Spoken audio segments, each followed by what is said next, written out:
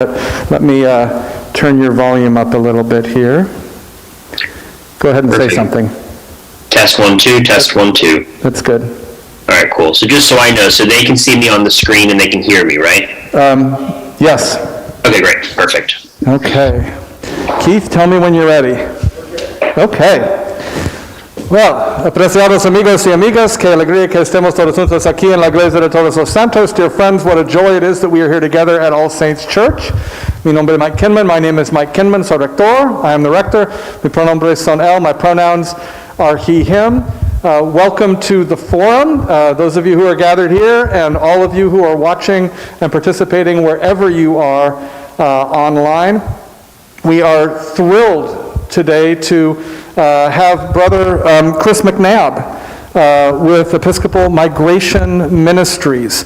And just, I think, Chris, I think you're going to talk to us a little bit about EMM, so I won't go into the history of that. I will give you a little piece of Chris's history. He is an Episcopal priest. He's also a brother. He's a member of the Order of Francis and Clare. He is now on the staff of St. Andrew's in Seattle as the part-time missioner for Contemplative Ministries. Before that, he served as priest in charge of St. Francis Episcopal Church on Long Island, New York. And before that, he was a curate for, I love this, Caritas, Justice, and Healing at Trinity Church in Princeton, New Jersey. And he's working full-time as the missioner for something called Neighbor to Neighbor, and that's a program of Episcopal Migration Ministries that equips Episcopal churches to welcome and care for asylum seekers. And so he's going to be talking to us about that. And we have our own history here at All Saints Church, working with refugees. We have the banner out front on the lawn right now of All Saints Church welcomes all refugees, and certainly in this Christmas season when I guess Mary and Joseph were technically internally displaced persons, but soon after Jesus was born, they were refugees as they fled to Africa to avoid Herod's wrath. And this is a good time of year to look at this and to learn what is going on in our church. The Episcopal Church is a major player in refugee resettlement, and to maybe begin to dream a little about how All Saints Church can continue to be involved in that. And then I will add this piece, which is when not working, Chris and his, is it still fiance, Anthony? Yes? Mm-hmm. Enjoy hiking with their two dogs, Lucky and Kahlua, or chilling at home with Bun the cat. So now you know a little bit about Chris. And Chris, welcome to All Saints Church. Thank you so much for being with us here this morning. Well, thank you for the invitation.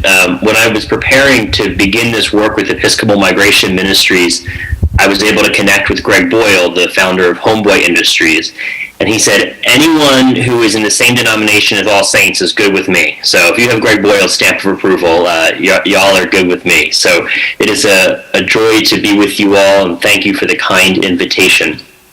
I want to share my screen real quickly here to give you a little history about Episcopal Migration Ministries and then speak about Neighbor to Neighbor specifically.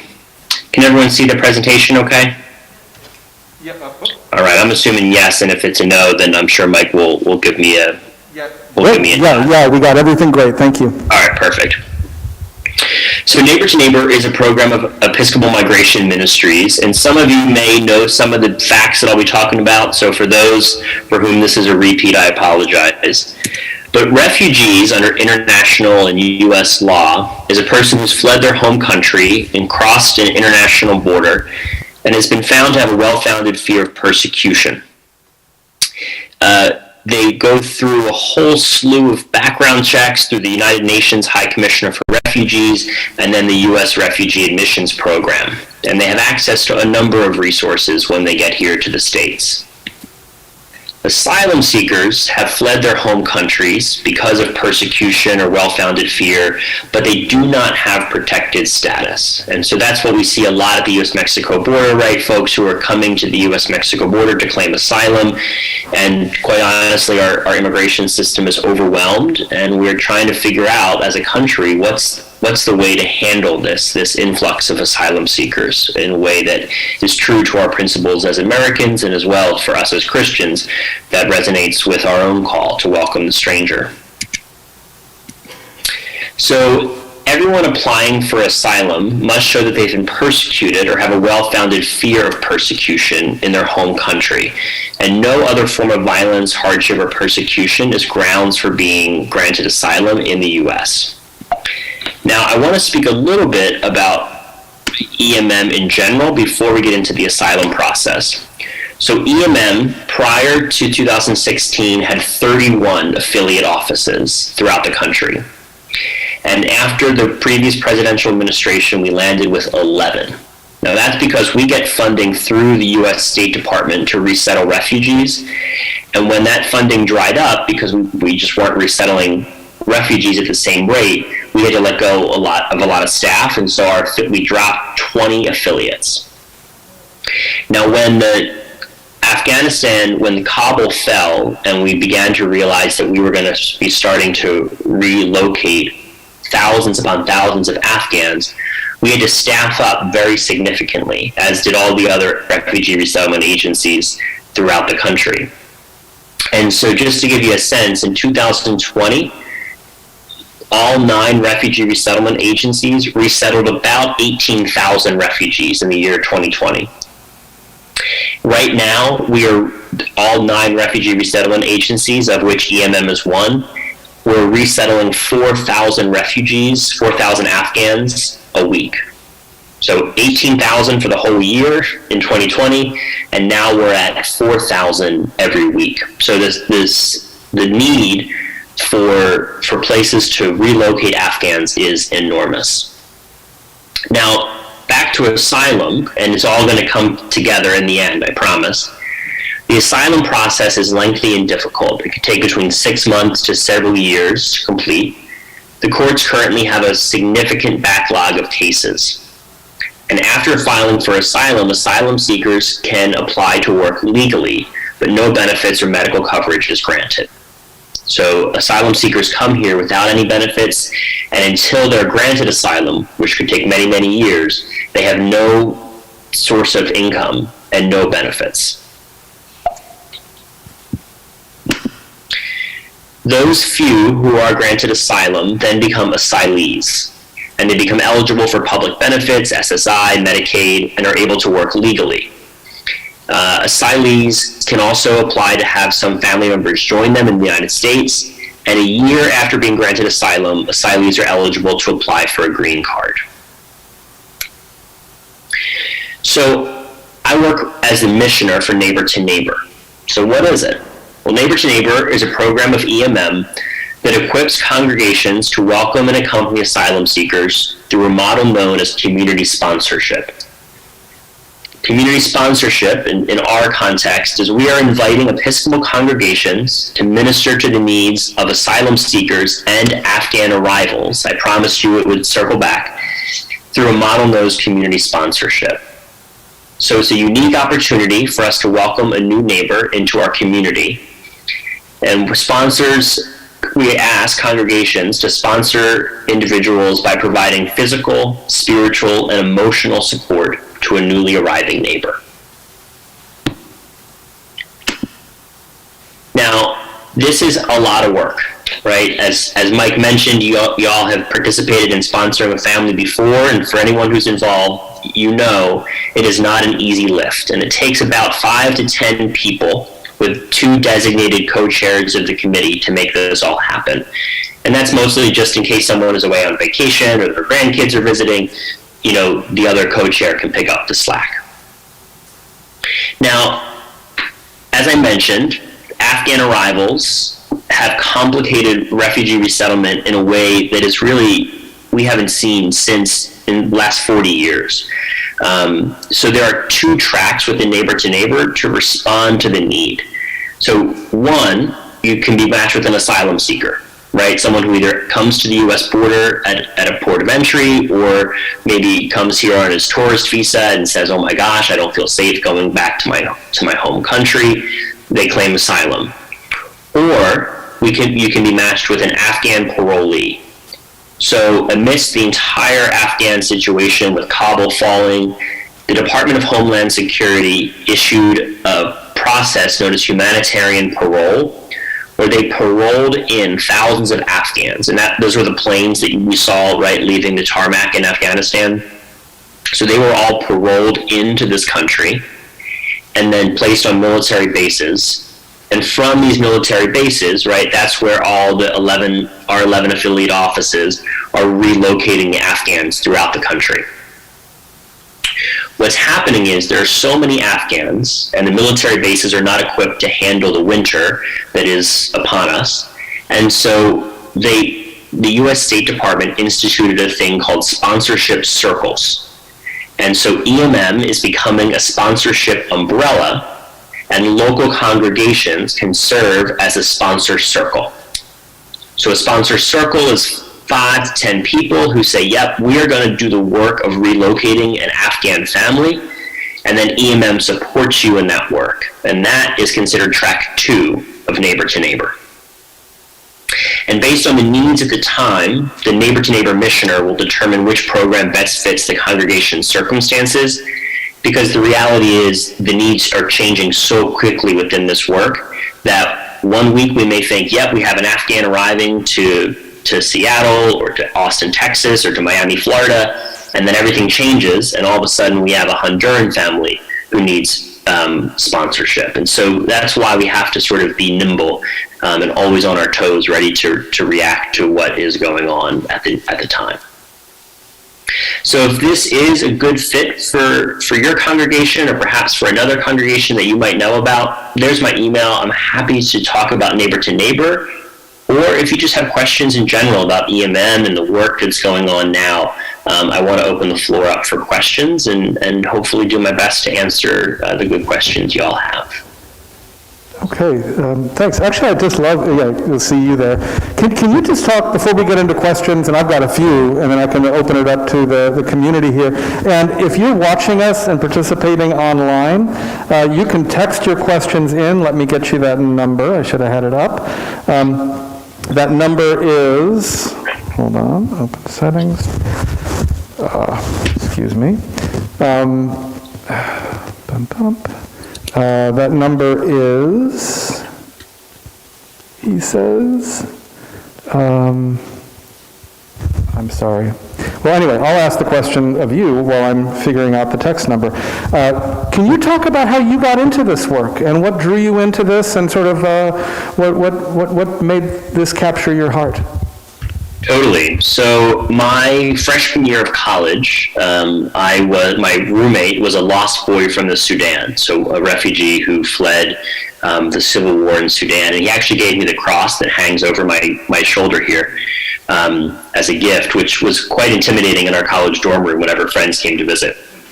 But it was really his story and his journey that got me, kind of piqued my interest, and then that summer, on a service trip with my college, we went to the U.S.-Mexico border. We flew into San Diego, and then from San Diego drove down to Tijuana, and I began seeing the disparity that existed.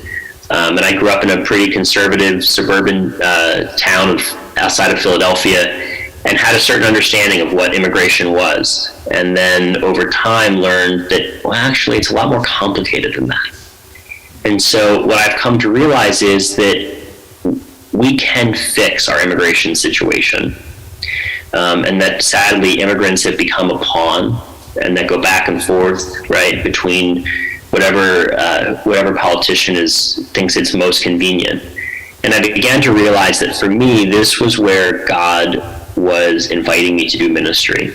That God was dwelling here, and I needed to find a way to get into this work and to do this work. And so I started as a volunteer with EMM and created a thing called the Immigration Detention Network. It's a network on asylum and detention ministry where we are working to build a nationwide network of resources to help individuals who are caught up in our immigration system, whether seeking asylum or through immigration detention. And then this opportunity presented itself, and I jumped at it. So. The immigration detention, we have an immigration task force here at All Saints Church, and we do work with local agencies, and we also are fairly strong advocates for the complete defunding of ICE and a complete revamping of this system. So if there's ways that we could be connected with other congregations or institutions who are doing this work, would love to do that. Not to go off on a tangent, but I'm just curious because I was blessed to be able to spend some time in South Sudan in a companion relationship with my previous diocese. I was in Louis. Where was your roommate from? It's a good question. So he's a member of the Dinka tribe. Okay. Yeah, this was Moru, and Moru and Dinka did not get along when I was there. Right. So, yeah. Complicated times. Yeah. And I should mention that Thomas Diaz, who I think is on staff there, he's also a member of the network that I was talking about. Well then, Thomas, we will just, there we go. Just, so first of all, if you have a question you want to text in, our text number is 910-TEXT-ASC, which is 910-839-8272, 910-839-8272. I was looking, so you said how many refugees were resettled by the U.S. government so far this year? So we don't have a number for this year, for 2021, but we're at 4,000 a week of relocating Afghans. Right, which is a lot to, in terms of a strain on a system. I was actually looking up some statistics from the World Economic Forum, and I was astounded by the scope of this problem worldwide. And these are 2017 statistics, but said there are 68.5 million forcibly displaced people worldwide. And of that, 40 million is what's internally displaced, which is you're displaced in your own country. 25.4 million refugees, and then 3.1 million asylum seekers. So, and not all of these are seeking refuge in the United States, and yet the scope of this problem is so incredible. And have you all talked about also? You said there were, with asylum seekers, there is a very narrow range of reasons that you can apply for asylum. Does EMM only do refugee resettlement with people who are seeking asylum and granted asylum? We're getting more and more, not just economic refugees, but climate refugees. Absolutely. Can you talk a little about that? Does EMM work with that at all? Totally. So a few things that are helpful distinctions. So as I was mentioning earlier, a refugee is someone who comes through the official process that's endorsed by the State Department, and they get a bunch of funding that is unique to them as refugees, that they actually do have to pay back within a certain number of years. So EMM has traditionally worked with refugees as a refugee resettlement agency. A number of years ago, there was an attempt to sort of wake the Episcopal Church up, because I think a lot of Episcopalians don't know that this work is happening on their behalf. And so there was a church engagement unit was created, which Allison Duvall heads up, and I work for Allison in that work. And so from that, Neighbor to Neighbor was created to respond directly to asylum seekers who, for us, right, as humans, everyone's right, a migrant who's seeking a better home, a place to belong, a place to be safe. And so, but for the purposes of the U.S. law, an asylum seeker has very few rights and very few benefits in this country. And so there was a woman named Christina Rathbone, who was a priest who worked at the U.S.-Mexico border with asylum seekers, and recognized that we had all these Episcopalians, right, who have great hearts and want to do good in the world, and they didn't have a mechanism to do it. And so we created Neighbor to Neighbor, where we train up congregations to do the work of sponsorship. And so Neighbor to Neighbor works directly with asylum seekers, and then EMM, of which, right, we're a large, it's a larger overarching organization, does the State Department funded work of resettling refugees. Amidst all of that description, Mike, I'll admit I forgot your question, so do you mind repeating it? I was wondering, to sort of what degree do we work with people who do not qualify, so you sort of did answer the question, do not qualify for the asylum process, because there's a very narrow range of why you can apply for asylum, right, but are economic refugees or climate refugees or things like that? Totally. So we're beginning to realize that we are going to have one migration crisis after another. And so one of the things we recognized amidst the Afghanistan crisis, right, we had thousands of Haitians who came to the U.S.-Mexico border. You may recall, right, there were those dramatic images of Border Patrol agents chasing them down on horseback. It was really a very challenging time. And so I was asked by a number of bishops to say, what are we doing to respond to the Haitian crisis?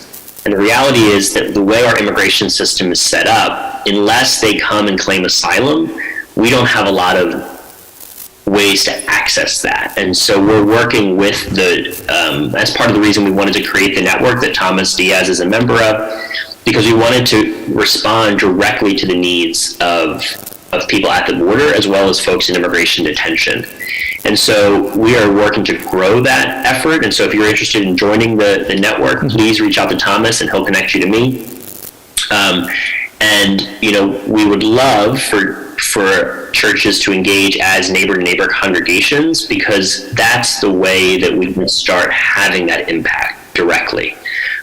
So we will likely begin seeing more and more climate refugees, more and more folks who come to the border for economic reasons, as well as to escape violence throughout the world. But as of now, international law and the U.S. law is very clear about what can and can't qualify for asylum, and it's very hard for us, right, because we want to help as many people as we can, but our resources are very limited, and so we keep fundraising and trying to do the best we can to build our capacity. But the reality is we now do the work of about 5 people with a staff of 3. Mm-hmm. Well, and you're part-time in this, right? Because I see you have another job. Correct. So that was the hope, but now I'm sort of doing a full-time job and a part-time job, not on purpose, but we thought that this work was going to be 25, 30 hours a week, and then I had the part-time job with St. Andrews. But once the Afghanistan crisis hit, I was actually driving my little RV trailer across the United States to Seattle when Kabul fell, and my boss called me and said, "We have a problem.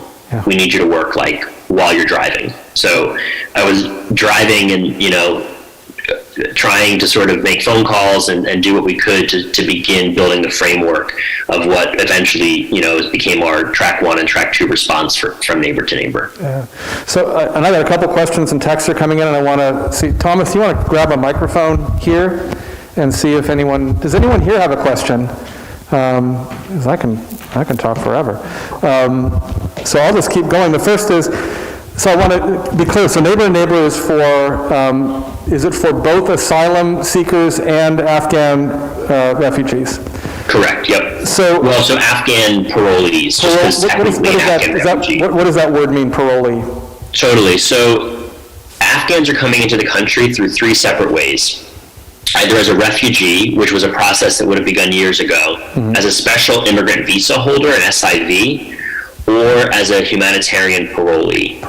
The majority of individuals who came here that we saw evacuating on the planes from the capital of Afghanistan, they were folks who are humanitarian parolees, meaning they were paroled in by the Department of Homeland Security.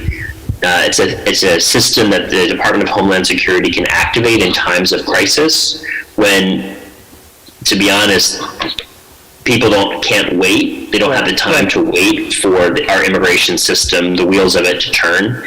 And if we don't evacuate people immediately, they will die. Right. And so we recognized that the Taliban was going to begin killing people, and that we had to activate humanitarian parole to evacuate as many people as possible. The challenge is, currently Congress has not adjusted their status. They still could, but they've not yet adjusted their status. And so humanitarian parolees from Afghanistan have 2 years to be here and get settled, and they have to apply for asylum within that 2 years. Okay. Now, Congress could adjust their status in the new year. That's still a possibility. But if their status is not, if their immigration status is not adjusted, they will have to apply for asylum. So that actually answers my first follow-up, and I've got a second one, and then I want to go to Elizabeth, who's a member of our immigration task force, who has a question. So I guess it's sort of A and B. First, what percentage of asylum seekers actually get asylum? We don't have active statistics because, to be honest, it was gutted under Donald Trump. Yeah, that's true. And we don't quite know that. I actually asked an immigration attorney that, and they said the numbers are still coming in, so to be determined. Okay, and so because, say we get involved with Neighbor to Neighbor and we work with an individual or a family who are, they have not been granted asylum. They're either parolee status or they're asylum seeker status. What happens if they go through the process and they're not granted asylum? They're returned to their sending country. Okay, and then we would have, I guess that's another whole range of decisions that we would have to make as a congregation with that family about what we do about that. And so I'm going to jump over to Elizabeth. You want to introduce yourself and ask your question? Hold on. Just make sure it's turned on. We'll make sure it's turned on. You test it? I need to run mine over. Yes. Yep, there you go. Working. Thank you for your work. This is heartbreaking, just utterly heartbreaking. The refugees right and left from so many countries. I have a question for you in regards to financial responsibilities, because if we were to take on a family, does that mean providing housing? I know that I'm involved with helping when families seeking asylum, and the legal costs, attorney costs, housing, they're working under the table because somehow they have to get, food or, children going to school, their needs. It's a pretty large financial responsibility, as well as all the other, support, emotional, spiritual, helping with English, on and on. But if you could speak to the financial implications of something of this sort? Thank you. Absolutely. So yes, we would ask the congregation to take on some of that financial burden. And so what the biggest challenge that we're finding is helping folks find rent, or, find places to rent, I should say. And so, especially in high rent areas like where I live in Seattle, or, Pasadena or Philadelphia, New York, et cetera, San Francisco, that's become a huge challenge. And so what we tend to do is invite congregations to try to find some happy medium. Contact the diocese, see if there's empty rectories, see if a landlord would be willing to give partial rent. Like say, we'll charge 2/3 of what we usually would. But yes, we would ask the congregation to take on the financial responsibility.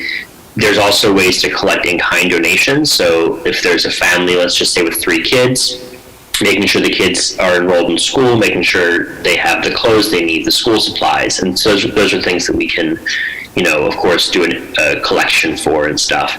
And we're working, we just matched our first congregation. It's the Washington National Cathedral. And so we worked with them to come up with a budget that would sort of, help them understand how much they needed to fundraise. Their case is a little unique. So in a lot of ways, that budget wouldn't necessarily be reflective of other asylum seekers. But we would work with you guys to sort of figure out, like, okay, what do we need to fundraise? What are the financial requirements in order to do this? But generally, sort of imagine what you would need if you relocated to a new community, and that's what we're looking at. Relocating to LA is not cheap. Go ahead, Elizabeth, follow up. Yeah.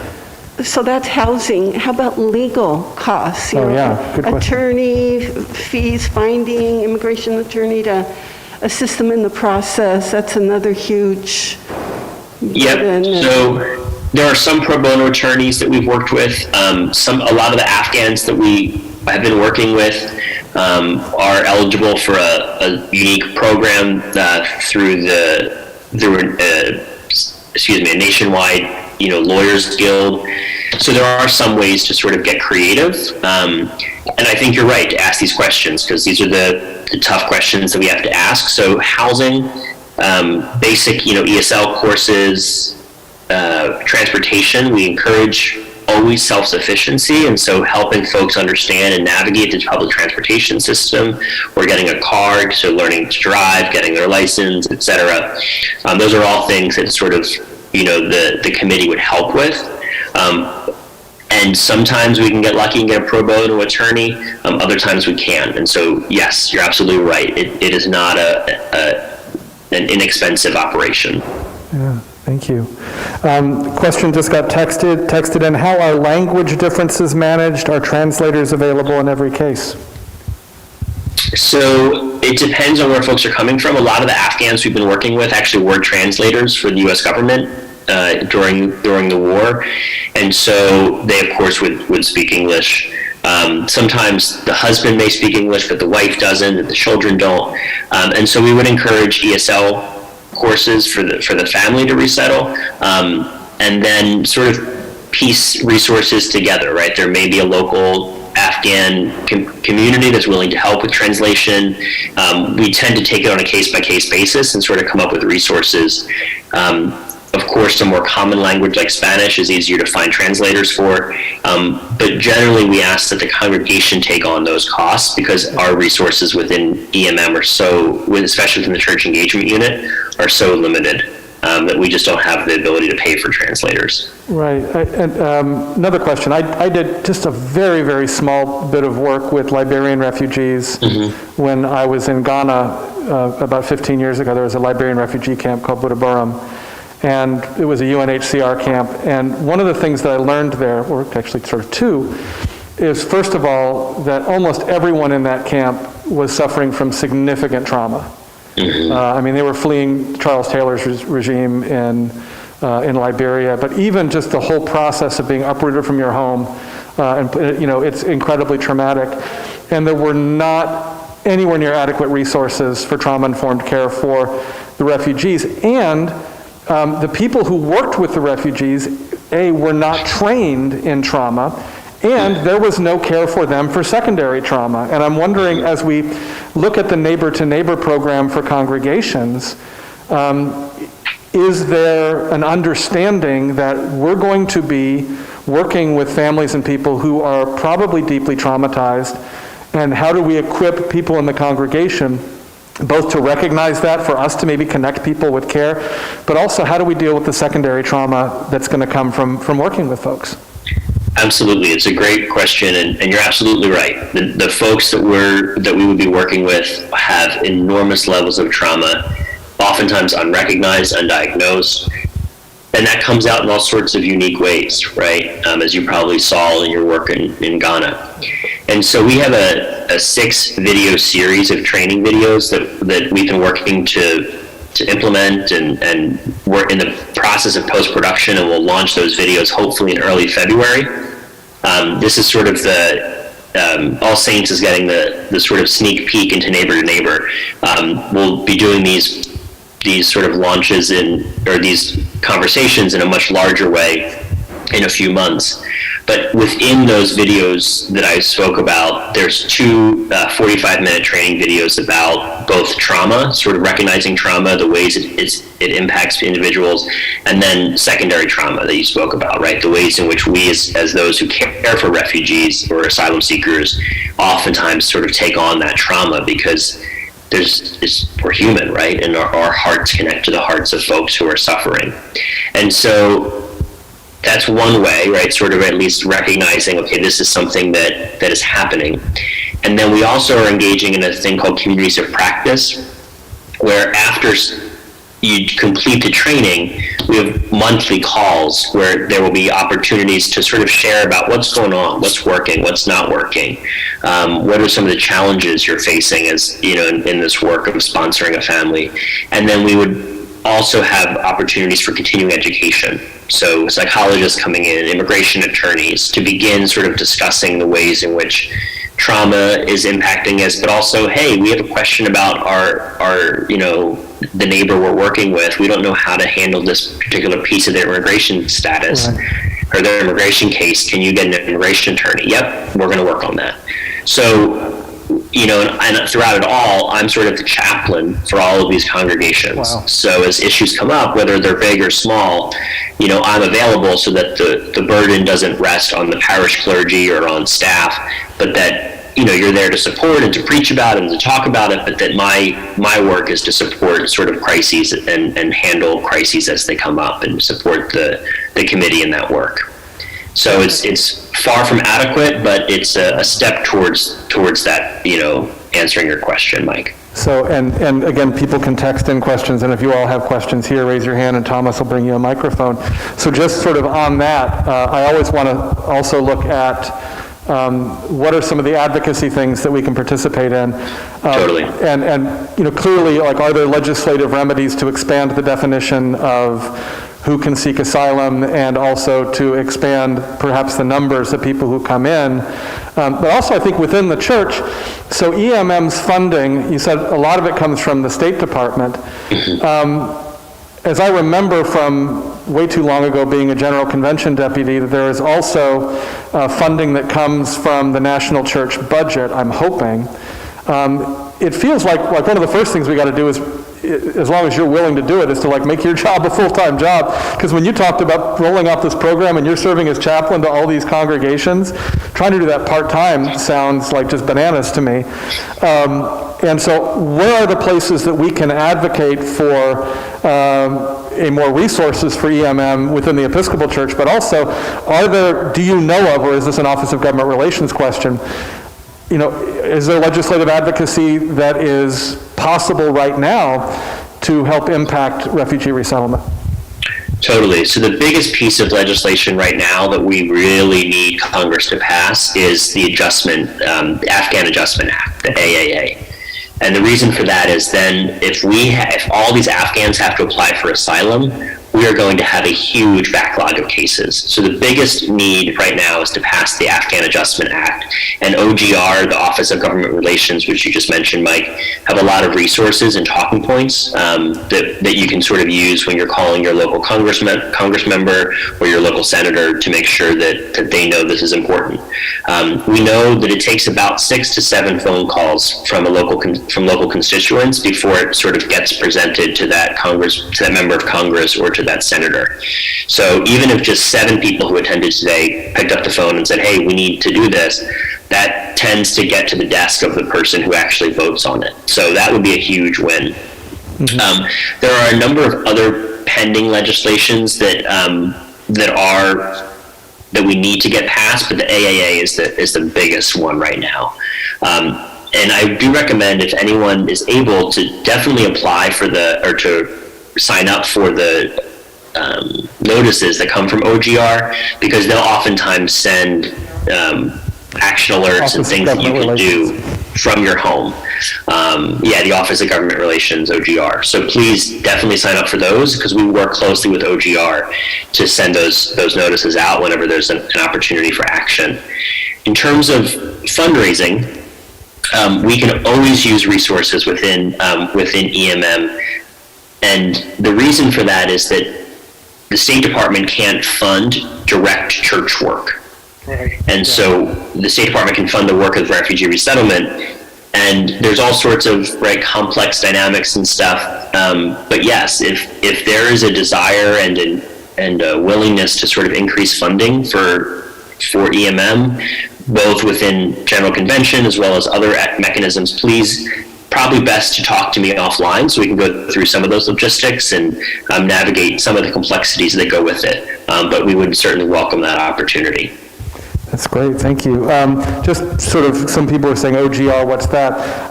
The Office of Government Relations is sort of the lobbying office of the Episcopal Church on Capitol Hill. They actually have an office that they call the God Box. They share it with the Methodists and the Lutherans, I think, they share it with. We do an action every week that the congregation can sign on to. A lot of them come from the Episcopal Office of Government Relations, and their suggestions of, here's something that we can advocate. In fact, most of the time, if you're being asked to write a letter to a member of Congress, a lot of that stuff is coming from the Episcopal Office of Government Relations. And it's a really effective way of the Episcopal Church to be politically active and to have a voice, because it can leverage Episcopalians in every congressional district in this country. And so that's why it is important that we take part in that. I don't know if you're aware, and again, I know your specialty is neighbor to neighbor, so it's okay to just say I have no idea, because I know I say that all the time. We have an organization here in the Episcopal Diocese of Los Angeles called IRIS. which is the I think it's the Interfaith Resettlement, let me get it right here, Interfaith Refugee and Immigration Service. And so a lot of refugee resettlement is done through IRIS. Do you know if IRIS is affiliated with EMM or what the relationship, do you know anything about that? Yep, that's one of our 11 affiliates. Okay, great. And so we have one directly here in the Diocese of Los Angeles. And so that's something that we know of. And Bishop Taylor is a huge proponent of IRIS, and All Saints has supported the work that IRIS has done. Elizabeth, That's great. Did you have something else? Yeah, I'm just brainstorming, Chris. It sounds, somewhat inefficient to have, a congregation adopts one family, as opposed to, I was wondering, like we have an interfaith ministry, or to get a bunch of different churches where there could be created a community, let's say, of Afghan refugees, where there are 4 families at a time. And so resources, financial resources might be more effective, but also addressing the trauma piece, that there wouldn't be this family isolated in the boonies in some community, and there's, there would be families that have suffered similarly close by, or even, like an apartment complex where 4 families, or an apartment that's shared by 2 families, or is there a way to do it that would be more financially efficient, and families would feel more supported with similar families close by? Is there any model or any place something like that has been done? So it's a great question. We certainly try our best to relocate Afghans wherever there is an already existing Afghan community. So that's part of it, right? So we kind of utilize that resource. And Afghans have been incredible in welcoming this new wave of folks coming, Afghans who are already here. What we would say is, what we found is that, All Saints Pasadena, of course, is a famous church and a church with a lot of membership. I served a small, tiny congregation of about, we had an average Sunday attendance around 20 or 25 people in Long Island. And so a church like that just could never do a lift like this of welcoming an asylum seeker. And so we would say, let's just say hypothetically, there was a church somewhere right close by to you that was 25 or 30 people on a Sunday, and they wanted to do this work. We have a whole database that we're working to build out, where I would sort of look and go, oh, hey, Mike, there's this other church down the street who also wants to help. Would you be willing to work with them? So I would say, I don't know Los Angeles, Pasadena super well. Sadly, I've only been to visit once. I did meet your bishop at the border conference that we had a few years ago in Arizona. He seems really committed to the cause, for which I'm grateful. I would say if there are congregations locally that are willing to work on this, let us know, and we can start sort of pooling those resources. But you're sort of the experts, right? You're on the ground and you know what congregations may be willing to help. And so I would say we'll lean on your wisdom. But we would love to do something collaborative like that, where we can train up a number of congregations to do this work. And I would assume that we're not limited to working with Episcopal congregations. We have other congregations in the neighborhood. We have interfaith congregations that are partners. Absolutely, yeah. We're willing to work with anybody. That's fantastic. So any more questions from the room? Oh, Alice does. Can we get a mic over to Alice? And again, you can text your questions 910-TEXT-ASC, 910-839-8272. Alice, go ahead. So real quick, my question is, because we don't know, there are so many needs that you listed, it's overwhelming. And you have congregations who want to help, but we don't know where to even begin.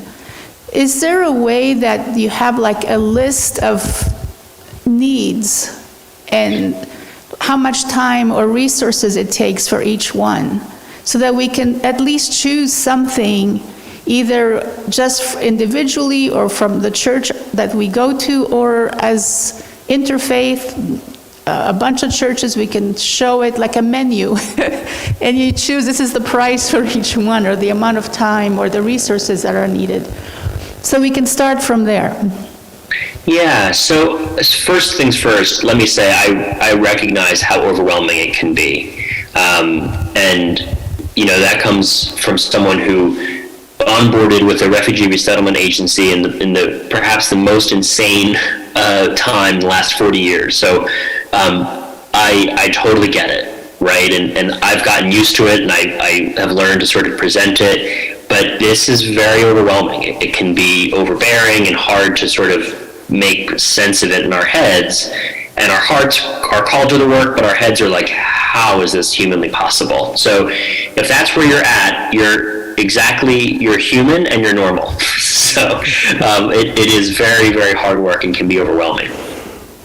The challenge with what you're presenting, I completely understand the rationale for it. The challenge is that each family is so vastly different that there's no real way to have a menu or any sort of indication. Now, certainly there's some basic needs, right? We have to get housing, legal, social services, wraparound. Some communities have those services that exist. But this is, the reason we do this work is because we believe as people of faith that God calls us to it and that God will open the doors. And so we'll begin conversations with you. So let's say that, in a few months, All Saints says, that guy, Chris McNabb, he had a crazy idea, but the Spirit's been stirring and we really feel like maybe this is something we want to do. Then we would start just having an initial conversation. And you could bring all the questions, right? And then in the training process, fast forwarding a bit, you would go through your community in a process called neighborhood mapping, and you'd map out all the different resources that already exist in your community. You may find, the local school district, they have an ESL program for kids. Okay, great. The local Methodist church, they have ESL, and the local Lutheran church has a food pantry. Okay, we're going to start making these things connect. So it's not that everything rests on the shoulders of that committee, but you're sort of coordinating the resources and making sure that things happen. But as I said, because each family is unique, it just depends on what is going on, what's happening in your community, what's happening with that particular family, and that's what makes something like a menu hard. I know that's not a good answer to your question, but I hope it helps at least calm a little fear. And that actually makes me think that there's a lot greater potential for the neighbor-to-neighbor program, and we're going to have to wrap this up. I wish we could talk longer. Is that this will equip a congregation, say like ours, to really be hospitable to immigrants of all sorts. Not just refugees and asylum seekers, people who are undocumented, people who have various different statuses, anyone who is coming in here without resources, that we would, this mapping work, that we would be ready to say, okay, we can, we have a process, because, we have people in this congregation, and that because we are known for being a peace and justice congregation and being a safe place, we're a sanctuary church, that if you are undocumented, that you can come to and it's safe. This feels like a really great way that we can train up ourselves to be hospitable across the board. Absolutely, and that's the hope, is that this is just the beginning of a relationship, right? And I think that's the key word. It's relationship with EMM, neighbor to neighbor, All Saints, whatever congregation, and then ultimately building a relationship and a community between the congregation and the family that we would, you'd be sponsoring. Great, thank you. Can we give Chris a hand? Thank you for you and all the work that you're doing. I don't know if you can hear the applause, but it's out there. And Thomas, do you want to say a few words about the network and how people can talk to you and contact you? Sure, yeah. Chris, thank you so much for being with us this morning. And if you are interested about the Episcopal Migration Ministry Network meeting that meets monthly on the fourth Wednesday, am I getting that correct, Chris? I believe so. Third or fourth? I think it's a third Wednesday. Third. Okay, third Wednesday. Contact me, and I can get you the information so you can join. It's a Zoom call that happens on a monthly basis, so let me know. And thank you again, Chris, for being with us. Thank you. Thank you for the all for being here. invitation. Thank you those who are joining us online. No forums the next 2 weeks because, like Christmas and New Year's, but we'll be back on, I believe it's the 9th of January, whatever that Sunday is. The 8th, we're going to have the memorial service for Rector Emeritus George Regas. It is going to be a huge event in the life of this community. And then on the 9th, a lot of people are coming in, we hope, Omicron permitting, for this service.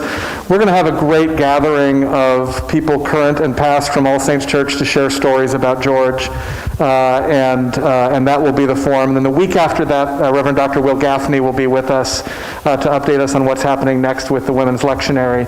And then we're off to the races in 2022. So Chris, thank you so much for being here. Thanks, everybody.